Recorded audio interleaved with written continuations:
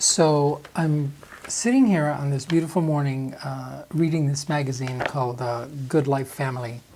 And they have an article in here called Why is Teen Suicide on the Rise? And it caught my interest because what they're talking about in this article is learning the warning signs of suicide. And as I read through it, they gave good suggestions about what those warning signs are, but they really didn't get to the meat of what I think the issue is, and that has to do with what the cause is, right? Why do teens want to commit suicide? Why does anybody want to commit suicide? And so you're probably wondering, why am I interested in this? Why is this important to me? Why am I reading this article at the same time and talking to you about it, and why you're listening to me talk about it? And that's because I was one of those teens. You probably wouldn't expect to hear this from me, but at 17 years old, remember when we're in school during the day and you've got this big clock on the wall, and sometimes we would watch the clock? Most kids would watch the clock so that they could, go out and play, right? And school was over and they were so excited to go out and play with their friends and engage in sports and do the kinds of things that, kids should be doing. I would look at that clock and just feel this emptiness and this heaviness in the pit of my stomach, not wanting for that clock to strike 3:30, because I knew at 3:30 I had to leave and I had to board a bus and I had to go home. And to me, home was the worst place on earth. I was one of those teens that would go home and I would take a plastic bag that you would find in your, from the laundry, from the cleaners, and I would wrap it around my neck, my head, and tighten it around my neck and hold it there to see how long it would take me to pass out. But as many times as I practiced this, there was always something urging me to let go and release the bag. And so I did. And the reason that I went through all that is because I was very confused. I was a confused kid. I seemed to always be in trouble, especially with my parents. They had nicknamed me or renamed me, if you will, Good for Nothing. And as a result of that label, as a result of being called Good for Nothing, I actually believed that that's what I was, that I was good for nothing. And so there was truly nothing that I could do or nothing that I could, share or express myself with in any way that would cause people to stand up and take notice. And so I thought that suicide was the answer. But like I said, there was always an urging that would come back to me and say, no, don't do this. Undo the bag. And I remember, getting to the point where I was like having trouble breathing and those kinds of things with the bag wrapped around my head, but something kept telling me to take it off my head. But I had questions, right? I had questions like, why? Why am I living a miserable life? Why are other kids happy and not me? Who am I? I didn't know who I was. I didn't have any particular self-identity. I didn't have any self-esteem to speak of whatsoever. Like I said, I believed that I was good for nothing. And I was also asking, do I belong? And where do I belong? Why am I here? If my parents, think that I'm the worst kid on the planet and they treat me the way they do, why was I brought here, right? And I know that I'm not the only one that goes through that. And so I decided to take my life anyway, but just not in the traditional sense of suicide. I took my life by joining the Marine Corps. Now you would think, wow, I thought that you would have found a greener pasture or something like that, given all the misery that you went through as a child. The Marine Corps, really? It's like from stepping out of the frying pan into the fire, directly into the fire. I didn't know what to expect, and it wasn't, I love the Marine Corps, but I didn't join because I, had this sense of patriotism that I wanted to, go into war and serve my country and become this mean, lean fighting machine. But that's exactly what happened. The reason that I joined the Marine Corps, it was simply because it was the only avenue I had at the time to get away from my home, to get away from my family, to get away from the adults whose influence I was under. And I just knew that I needed a change. And let me back up just a little bit. What compelled that change is a friend of mine, actually my high school girlfriend. She knew what I was going through. I would confide in her. I would confide in her family. And she had kind of like the Leave It to Beaver, the Cleaver family, right? I'd go over to their house and everything was just perfect. And there was love and there was caring. There was discussion. They would sit at the dinner table together. And, you know, sometimes they would have me over and there was just true, genuine discussion. And I thought, wow, what a, you know, contradiction. This doesn't happen in my house. How can I get this? But she gave me a book by Norman Vincent Peale. And in that book, there was a passage that I read that really caught my attention, which was change your thoughts and change your world. Now, that really resonated with me. I didn't quite know why at the time. In fact, I didn't know that you could change your thoughts. I didn't know that thoughts were something that you could master and control like I do now. But I certainly knew that I could change my world because what that meant to me, reflecting back when I was younger, my younger years, I would run away from home to go to somewhere that I felt was safe, to go to a friend's house or something.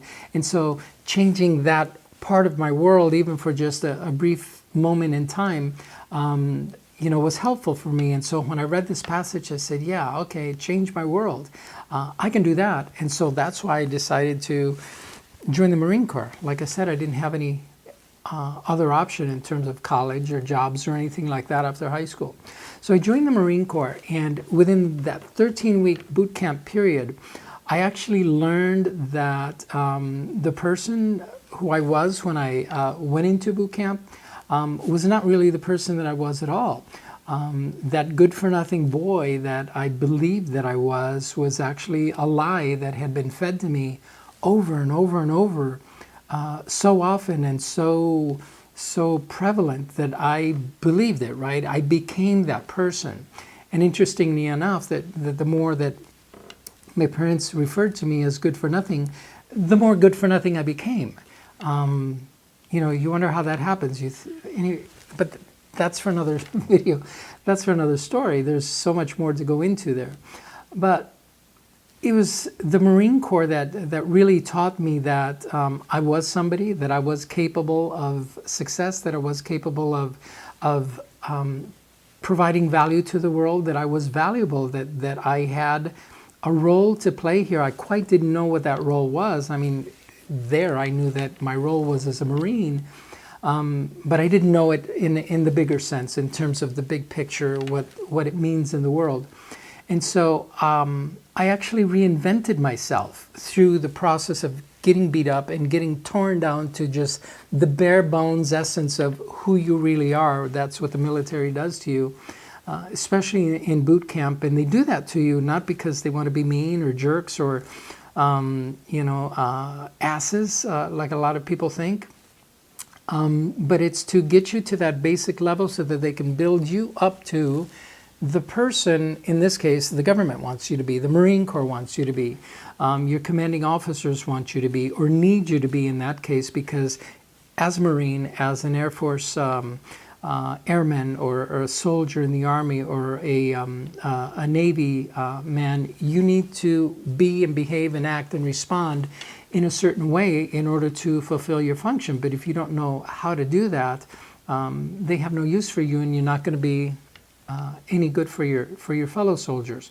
And so they broke me down, and it didn't take much because I was already there, and they just had to, like, boom, blow on me, and I fell over. That's how easy it was. But I like I said, I reinvented myself, or they reinvented me for me, or showed me how to reinvent myself. And I became this completely different person. In 13 weeks, this good-for-nothing boy, I graduated the honor man of my platoon. That means that I got my first rank of private first class. I got the dress blue uniform, and I got a really choice duty station in Hawaii. and I was in charge of people. I was a platoon leader. I became to be a squad leader, platoon leader in a weapons platoon, and then thereafter I switched over to the becoming a military police officer. So I went through, the police academy and got trained and went out and I served my Marine Corps community for 3 years in Hawaii as a police officer. And I just got to see so many things and experience so many people and just realized that, wow, that little life that I was living as a kid, I mean, there's a whole big world out there. There's a whole big world out there to take advantage of and to enjoy. And hey, there were a lot of frustrations too, right? There were a lot of heartbreak moments, there were a lot of painful moments, there were a lot of, like I said, frustrations, still trying to figure out how all this works and how I work in the world. And as a result of that experience after the Marine Corps, I went on to pursue several careers in the music industry and the legal industry as a civilian police officer. I've done so many things that, people hear about my careers and my past business experiences, and they're like, dude, is there anything you haven't done? And the simple fact is that I've wanted to do these things, right? I wanted to make the change. I'd go into a particular career, and as I tell my wife, if I'm no longer having fun, I no longer want to do it, whatever that is. And that's what compelled me to make one move into another. And a lot of people have a change of fear because they don't know what's on the other side of making that transition from being a corporate executive, a CEO, a COO, a CFO. This is what you've trained for, right? You went to school and you got your MBA and you got a tax degree and master's and this and that and the other. And so this is what you were groomed and trained and educated to do. And now you're out there in the world and you're like, you know what?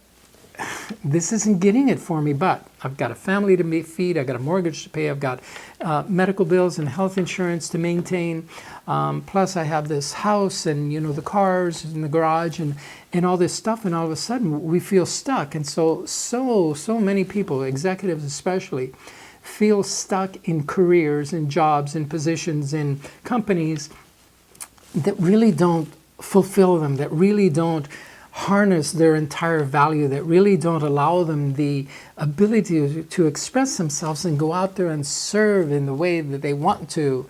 And it's everything that you want is just on the other side of that fear. And I learned to not necessarily overcome the fear, because fear is something that we have that's innate to us and we need it. That's never going to go away. You're always going to be fearful about something, okay? But the challenge is, or the trick is, how to get on the other side of that fear so that you can actually experience that new thing, that new person, that new relationship, that new job, the new house, the new neighborhood, the new city, the new environment, the new money, the new mindset, just the new health, the new well-being. It's a mindset, right, to get on the other side of that fear. And so over the years that I've had the opportunity to serve people, and people would come to me asking, hey, Stevie G, you've got, this going for you, and you've done this and you've done that, and hey man, can you help me with my marriage, my relationship, my kids, my job, all this stuff? And I thought, why? I didn't have all the answers. I know where to find a lot of answers because I don't have them all.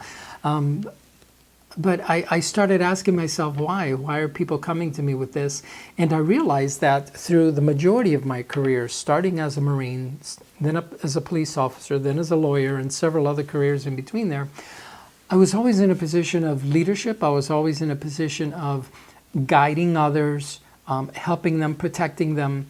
And so I thought that, hey, this is what I should be doing, right? Because there was that common thread that connected all these careers. It wasn't just, that I was doing this, and that, the other, just randomly.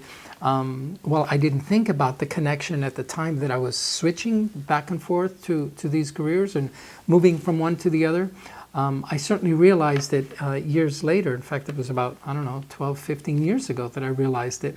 And so I decided that this is what I want to do. This is where I want to serve the world in a big way and create a huge, huge impact by helping folks reinvent themselves. And so I'm now a reinvention expert, and I can call myself that because I've done it. I've done it multiple times in a variety of situations, in financial, life, in my personal relationships, in my health and wellness, in my mental abilities, in my careers, in my jobs, and everything. I know how the process of reinvention works. Now you're wondering, well, what is a reinvention expert? What is reinvention all about? And if you simplify it, reinvention is nothing more than the process of change so that the change turns into something new, so that you develop into a new person, so that you develop into the person that gets that new job, that new career. So whatever that process is, always evolving, always changing, which it's doing anyway, right? But you're either changing upwards, you're changing sideways, or you're changing downwards. And a lot of people don't know why. And so I simply want to help you get what you want, and by changing upwards, right? I'm not here to coach you. I'm not here to sell you any particular programs. In fact, I'm like the anti-coach because I don't. Okay, let me say this delicately.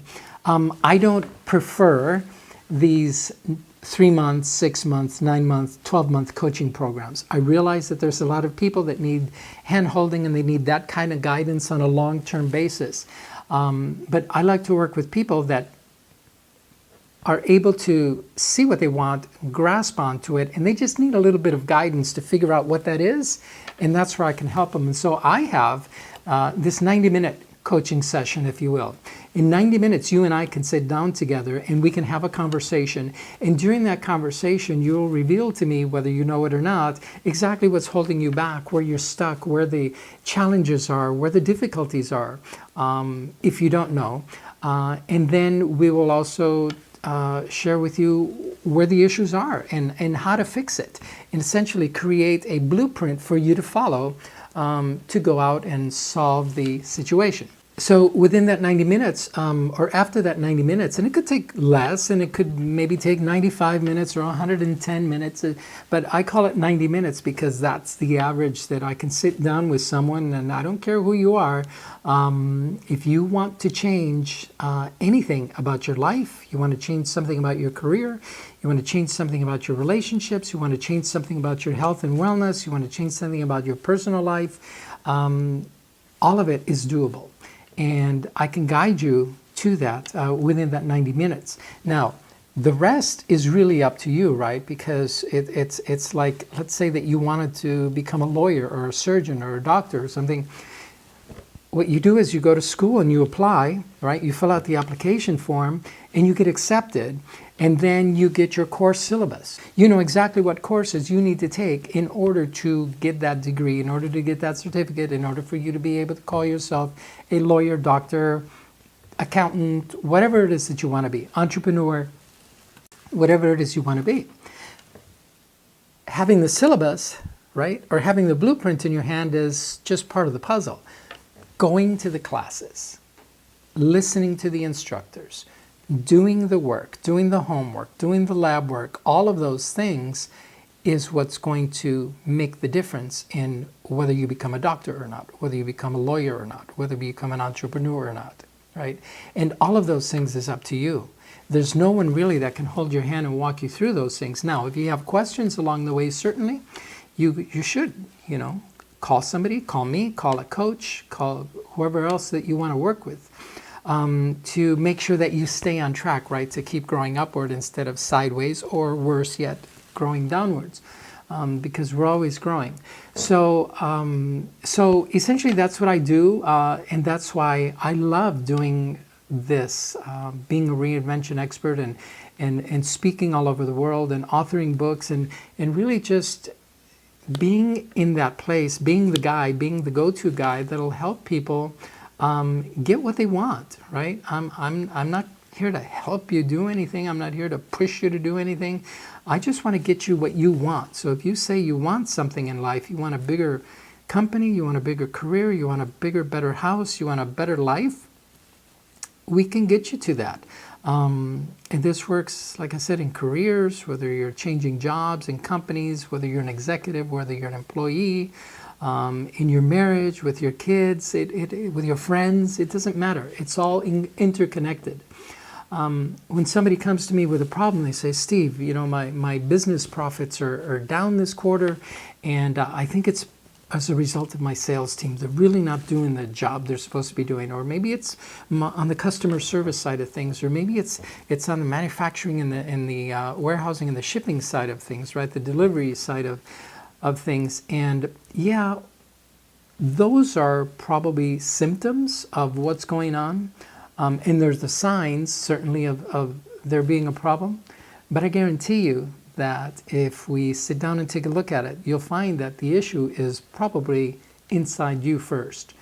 There's something going on inside you, inside your mind, inside your heart.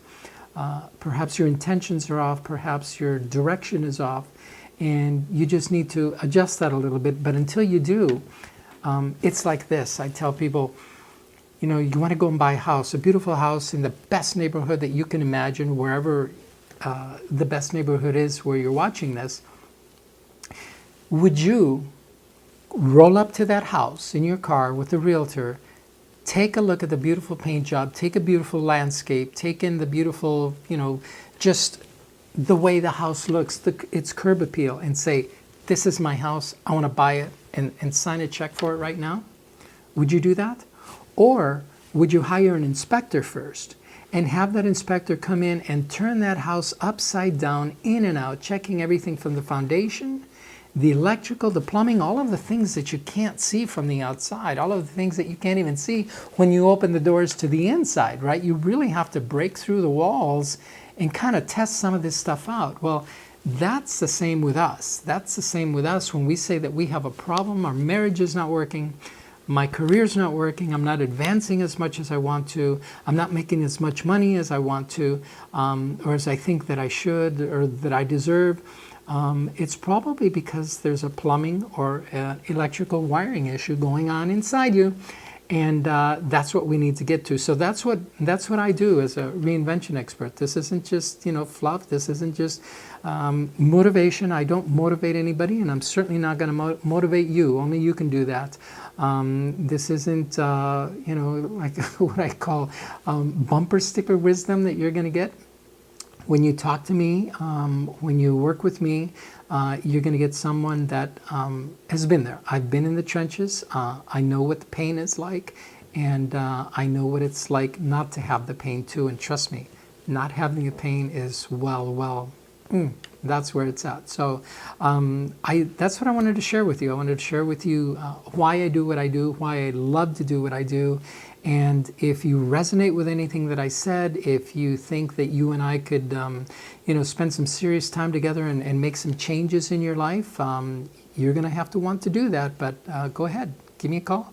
Let's book a time, and let's get to work on getting you what you want.